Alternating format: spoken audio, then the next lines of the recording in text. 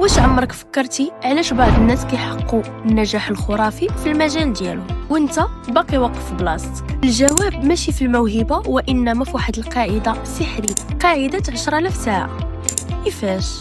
العلماء اكتشفوا ان السر في الاتقان، وماشي موهبه خارقه ولا ذكاء استثنائي، ولكن تدريب مستمر لمده 10,000 ساعه. بمعنى اخر، اي حاجه كتخدم عليها بالصبر والاصرار غادي تولي محترف فيها، سواء كان فن، رياضة، برمجة أو حتى التجارة.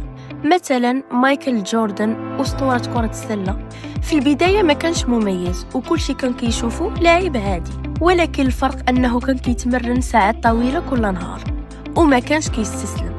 نفس الشيء وقع مع بيتهوفن اللي خدم سنوات طويلة في الموسيقى حتى صدر أعظم المقطوعات في التاريخ. القاعدة واضحة، إلا خصصتي 3 ساعات يوميا لشي مهارة، أقل من 10 سنوات غادي تولي فيها خبير. ودابا جا الدور ديالك، شنو هي الحاجة اللي كتشوف راسك أنك تستثمر فيها 10,000 ساعة؟ شاركنا في لي كومونتير، وما تنساش دير ابوني باش يوصلك أي جديد ديالنا.